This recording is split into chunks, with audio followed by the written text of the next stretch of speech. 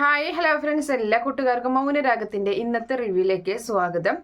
അങ്ങനെ ആദ്യം തന്നെ കിരണ് ഗംഗയെ പറ്റിയിട്ട് ലക്ഷ്മി അമ്മയോട് പറയുകയാണ്. ഇല്ല, ഒരിക്കലും അവൻ ഇനി തിരികെ വരില്ലെന്ന് തന്നെയാണ് എൻ്റെ വിശ്വാസം. അവൻ മരിച്ചു എന്ന് തന്നെയാണ് ഞാൻ പറയുന്നത് എന്ന് പറയുന്ന സമയത്ത് അല്ലെങ്കിൽ ഇനി ഇപ്പോൾ കല്യാണി കണ്ട സ്വപ്നം അത് ഒരു പക്ഷേ ഗംഗ എന്നെ കൊല്ലുന്നതായിട്ടല്ലേ അവൾ കണ്ടത്. അങ്ങനെയാവില്ല, അവൻ്റെ ആൾക്കാർ ഒരു പക്ഷേ എന്നെ കൊല്ലും, അത് ചിലപ്പോൾ ഉണ്ടാവാൻ സാധ്യതയുണ്ട്. അങ്ങനെ ഒരു സാധ്യത അതുകൊണ്ടായിരിക്കും കല്യാണി അങ്ങനെ ഒരു സ്വപ്നം കണ്ടത് എന്ന് പറയുകയാണ്. അപ്പൊ ലക്ഷ്മിയമ്മയും കാർത്തികയും പറയുന്നുണ്ട്, അത് ശരിയാണ്. അവൻ്റെ കൂടെ അവൻ്റെ കൂട്ടുകാരായിട്ട് 5-6 ചെറുപ്പക്കാരുണ്ട്. അവരാണെങ്കിൽ പരസ്പരം നല്ല സ്നേഹത്തിലാണ്.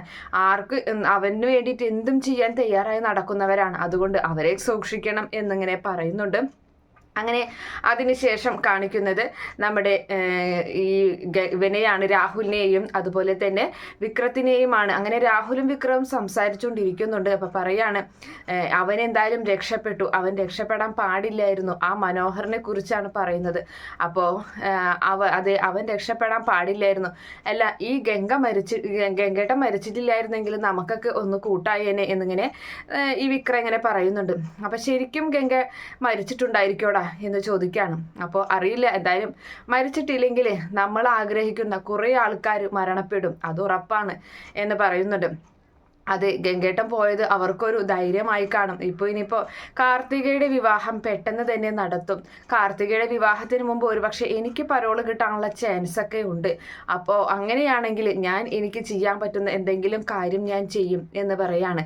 അപ്പോൾ നമ്മുടെ രാഹുൽ പറയുന്നുണ്ട്, അതെ, മനോഹറിനെ കൊല്ലണം. അതിന് അവനെന്തായാലും ഈ ജയിലിലോട്ട് തന്നെയാണല്ലോ വരാൻ പോകുന്നത്. അങ്ങനെ വന്നു കഴിഞ്ഞാൽ നീ എൻ്റെ കൂടെ നിൽക്കണം, ഇവിടെ ഇട്ട് നമുക്ക് അവനെ തീർക്കാം.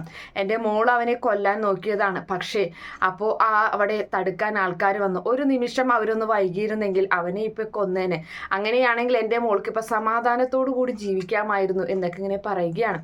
അപ്പോൾ അങ്ങനെ ആ സമയത്ത് ഇവൻ പറയാണ്, രാഹുൽ പറയുന്നുണ്ട്, ആദ്യം അവനെ കൊല്ലണം, അതിനുശേഷം നിന്റെ ഉറ്റ ശത്രുവായിട്ടുള്ള നിന്റെ പെങ്ങളുണ്ടല്ലോ, അവളെ കൊല്ലണം. അങ്ങനെ അവർ രണ്ടുപേരും മരിച്ചു കഴിഞ്ഞാൽ എൻ്റെ മകളെ കിരൺ ഭാര്യയായി സ്വീകരിക്കും എന്ന് പറയുകയാണ്. അപ്പോൾ വിക്രം പറയുന്നുണ്ട്, നിങ്ങൾക്ക് ഇതുവരെയും കാര്യങ്ങളൊന്നും മനസ്സിലായില്ലേ? അവൻ ഒരിക്കലും സരയുവിനെ ഭാര്യയായി സ്വീകരിക്കില്ല. കാരണം അവൻ ഏറ്റവും കൂടുതൽ ഇഷ്ടപ്പെടുന്നത് അവളെയാണ്, ആ കല്യാണിയെയാണ്. അതുകൊണ്ട് അങ്ങനെ നടക്കാൻ സാധ്യത കുറവാണ് എന്ന് പറയുമ്പോൾ, ഇല്ലടാ, അത് നടക്കും. കാരണം 2 കുഞ്ഞുങ്ങളാണ് അവർക്ക് മുന്നിലുള്ളത്. ഒന്ന് സരയുവിൻ്റെ കുഞ്ഞും ഒന്ന് അവൻ്റെ കുഞ്ഞും. അവർ 2 പേർക്കും അനാഥരായ പോലെയല്ലേ. അപ്പം അതുകൊണ്ട് ഒരു അമ്മയെ വേണമെന്ന് അവൻ തീരുമാനിക്കും. അങ്ങനെ സരയുവിനെ വിവാഹം കഴിക്കും. അങ്ങനെ ഒരു സാഹചര്യം എന്തായാലും ഉണ്ടാകുമെടാ എന്നൊക്കെ പറയുമ്പോൾ കാത്തിരുന്ന് കാണാം എന്നൊക്കെ ഇങ്ങനെ പറയുന്നുണ്ട് നമ്മുടെ വിക്രം. അതിനുശേഷം കാണിക്കുന്നത് കല്യാണിയാണ്. കല്യാണി അപ്പോൾ പ്രകാശനും രതീഷും കൂടി മലയ്ക്ക് പോയിരിക്കുകയാണല്ലോ. അപ്പോൾ കെടാവിളക്ക് കത്തിച്ച് വെച്ചിട്ടുണ്ടായിരുന്നു. അപ്പോൾ അതിൽ എണ്ണ തീരാറായിട്ട് നിൽക്കുകയാണ്. അപ്പോൾ ആ സമയം കാദംബരി വഴക്ക് പറയുന്നുണ്ട് കല്യാണി, ചേച്ചി എന്താ ഇതിൽ എണ്ണ ഒഴിക്കാൻ പറഞ്ഞിട്ട് ഒഴിച്ചില്ലേ? വിളക്കിൽ ഒരു അരി എണ്ണ ഉള്ളൂ എന്നിങ്ങനെ പറയാണ്. മോളെ, ഞാൻ ഒഴിച്ചായിരുന്നു എന്ന് കാദംബരി പറയുമ്പോൾ, എവിടെ, എന്നിട്ടാണോ ഇത് കെടാറായി നിൽക്കുന്നത് എന്നും പറഞ്ഞ് അവരിങ്ങോട്ട് വരുന്നത് വരെ ഇത് കത്തിയിരിക്കേണ്ടേ എന്നും പറഞ്ഞിട്ട് കല്യാണി എണ്ണ ഒഴിക്കുന്നുണ്ട്. അപ്പോഴേക്കും അവിടേക്ക് ഒരു കാറ് വരികയാണ്. അപ്പോൾ അവർ വന്നു എന്ന് പറയുന്നുണ്ട്. അപ്പോൾ നോക്കുമ്പോൾ അതാ നമ്മുടെ പ്രകാശനും അതുപോലെ രതീഷും കൂടി കാറിൽ വന്നിറങ്ങുകയാണ്. അപ്പോൾ സ്വാമി ശരണം എന്നൊക്കെ പറഞ്ഞ് വിളിച്ച് ശരണവിളിയൊക്കെ അകത്തേക്ക് കയറുകയാണ്. എങ്ങനെയുണ്ടായിരുന്നു എന്ന് ചോദിക്കുകയാണ്. അപ്പോൾ പറയുകയാണ്, ഒരു കുഴപ്പവും ഉണ്ടായിരുന്നില്ല. പോകുമ്പോൾ അച്ഛൻ നല്ല ഉഷാറോട് കൂടി തന്നെയാണ് പോയത്. ഞാനാണ് പിന്നെ ഇത്തിരി ടയേർഡായത്. പിന്നെ തിരികെ വരുമ്പോൾ അച്ഛൻ്റെ കാലൊന്നും ഇടറി എന്നിങ്ങനെയൊക്കെ പറയുന്നുണ്ട്. അപ്പോൾ കിരൺ പറയാണ്, അപ്പോൾ നെഞ്ചിൽ പണിമുടക്കൊന്നുമില്ല എന്ന് ഉറപ്പിക്കാമല്ലേ എന്നിങ്ങനെ ചോദിക്കുകയാണ്. ഇല്ല മോനെ, അങ്ങനെയൊന്നും ഉണ്ടാവില്ല എന്ന് പറയുന്നുണ്ട്. എന്തായാലും എനിക്ക് ശരീരത്തിനല്ലായിരുന്നു അസുഖം മുഴുവൻ, എൻ്റെ മനസ്സിനായിരുന്നു. എൻ്റെ ദീപ പോയ വിഷമം എൻ്റെ മനസ്സിൽ കിടക്കുകയായിരുന്നു. പിന്നെ ഇപ്പോൾ ആ ഒരു വിഷമവും മാറിക്കിട്ടി എന്ന് പറയുന്നുണ്ട്. അങ്ങനെ കാർത്തിക മോളുടെ വിവാഹം നടക്കാൻ വേണ്ടിയിട്ട് ഞാൻ പ്രാർത്ഥിച്ചിട്ടുണ്ട് എന്നൊക്കെ ഇങ്ങനെ നമ്മുടെ പ്രകാശം പറയുകയാണ്. അങ്ങനെ ആ സമയം എന്തായാലും അച്ഛൻ എന്നാൽ പോയി കുളിച്ചിട്ട് വായോ. അപ്പോഴേക്കും അവിടേക്ക് ലക്ഷ്മിയമ്മ വരുന്നുണ്ട്. വന്നായിരുന്നു എന്ന് ചോദിക്കണം. അതെ എന്ന് പറയുന്നു. അങ്ങനെ എന്നാൽ പോയി അച്ഛനും രതീഷേട്ടനും കുളിച്ചിട്ട് വായോ, ഭക്ഷണമൊക്കെ ലക്ഷ്മിയമ്മ ഉണ്ടാക്കി വെച്ചിട്ടുണ്ട് എന്ന് പറയാണ്. ശരി എന്നും പറഞ്ഞിട്ട് അവർ 2 പേരും അങ്ങനെ കുളിക്കാൻ പോവുകയാണ്. അപ്പം അങ്ങനെ ആ സമയം കിരൺ പറയുന്നുണ്ട്, എന്തായാലും അച്ഛനെ ഒന്ന് ആശുപത്രിയിൽ കൊണ്ടുപോകാം, ECG ഒക്കെ ഒന്ന് എടുത്തു നോക്കാം, എന്തെങ്കിലും വേരിയേഷൻ ഉണ്ടെങ്കിലോ, പോയി വന്നതല്ലേ എന്ന് പറയുകയാണ്. അതെ അങ്ങനെ ചെയ്യാം എന്നൊക്കെ ഇങ്ങനെ അവരങ്ങനെ സംസാരിച്ച് നിൽക്കുന്നുണ്ട്. അങ്ങനെ അതിനുശേഷം നമ്മുടെ സരയുനെയാണ് കാണിക്കുന്നത്. സരയും RS കൺസ്ട്രക്ഷനിൽ ഇരുന്നിട്ട് അവള് മനോഹറിനെ കൊല്ലാൻ പോയ ആ കാര്യം, ആശുപത്രിയിൽ കിടക്കുമ്പോൾ കഴുത്ത് ഞെരിച്ച് കൊല്ലാൻ പോയല്ലോ, അപ്പോഴേക്കും സിസ്റ്റർമാർ ഓടി വന്നല്ലോ, ആ ഒരു കാര്യം ആലോചിച്ചിട്ട് ആ ടേബിളിൽ കൈയിട്ട് ഇടിക്കുന്നുണ്ട്. അങ്ങനെ അവിടെ നിന്നും എഴുന്നേറ്റ് പിന്നെ പോവുകയാണ് നമ്മുടെ സരയു. അങ്ങനെ നേരെ പോകുന്നത് ആശുപത്രിയിലോട്ട് തന്നെയാണ്. അങ്ങനെ ആശുപത്രിയിലോട്ട് ചെല്ലണ സമയത്ത് ആശുപത്രിയിലാണെങ്കിൽ നമ്മുടെ മനോഹറിനെ ഡിസ്ചാർജ് ആക്കിയിട്ട് അവിടെ ആ പടിയിൽ അവരങ്ങനെ നിൽക്കുകയാണ്. 2-3 പോലീസുകാരും അവന് കൂട്ടായിട്ടുണ്ട്. അങ്ങനെ ഇവർ പരസ്പരം അങ്ങോട്ടും ഇങ്ങോട്ടും കാണുന്നുണ്ട്. പെട്ടെന്ന് സരയു അവിടെ ഒരു ബൈക്ക് നിർത്തിയിട്ടിട്ടുണ്ടായിരുന്നു ആശുപത്രിയുടെ പരിസരത്ത്. അവിടെ നിന്നും ഒരു ഹെൽമെറ്റ് ആ ബൈക്കുമേലുണ്ടായിരുന്നു. ആ ഹെൽമെറ്റ് കയ്യിലെടുത്തിട്ട് അവൾ ഓടി വരികയാണ് ഇവൻ്റെ തലയ്ക്കടിക്കാൻ വേണ്ടിയിട്ട്. അപ്പോൾ പോലീസുകാരൻ തടയുകയാണ്, എന്തായി കാണിക്കണേ എന്ന് ചോദിച്ചിട്ട്. അപ്പം നമ്മുടെ മനോഹർ പറയുകയാണ്, വേണ്ട വിട്ടോ സാറേ, അവളെന്നെ കൊല്ലണമെങ്കിൽ കൊന്നോട്ടെ എന്ന് പറയുകയാണ്. അപ്പോൾ പോലീസ് പറയുന്നുണ്ട്, നിന്നെ കൊല്ലുന്നെങ്കിൽ കൊന്നോട്ടെ, ഞങ്ങൾക്ക് യാതൊരു തരത്തിലുള്ള പ്രശ്നമില്ല, പക്ഷേ ഞങ്ങളുടെ ജോലി പോകും, അതുകൊണ്ടാണ് ഞാൻ തടഞ്ഞത് എന്ന് പറയുന്നുണ്ട്. അപ്പോൾ നീ പോടാ, നീ രക്ഷപ്പെടറാ, നീ രക്ഷപ്പെട്, എന്തായാലും നിന്നെ എൻ്റെ കൈ കിട്ടോടാ, നിന്നെ ഞാൻ കൊല്ലോടാ, നിന്നെ ഞാൻ ജീവിക്കാൻ അനുവദിക്കില്ലടാ എന്നൊക്കെ ഇങ്ങനെ വെല്ലുവിളികളായിട്ട് നമ്മുടെ സരി അവിടെ നിൽക്കുകയും പോലീസ് ജീപ്പിൽ കയറ്റി മനോഹറിനെ കൊണ്ടുപോവുകയും ചെയ്യുന്നുണ്ട്. അപ്പോൾ അതിൻ്റെ പുറകെയായിട്ട് ഡോക്ടർ വരികയാണ്. ഡോക്ടർ പറയുന്നുണ്ട്, എന്തിനാ സരയു ഇതൊക്കെ ഇങ്ങനെയൊക്കെ, അവൻ എന്തായാലും തെറ്റ് ചെയ്തിട്ടുണ്ട്. അപ്പോൾ ഡോക്ടർക്ക് അവരുടെ സൈഡാണല്ലേ, ഡോക്ടർക്ക് അവനെ കൊല്ലായിരുന്നില്ല, അവൻ എന്തെല്ലാം തെറ്റുകളാണ് ചെയ്തതെന്ന് ഡോക്ടർക്ക് അറിയില്ലേ എന്ന് ചോദിക്കുകയാണ്.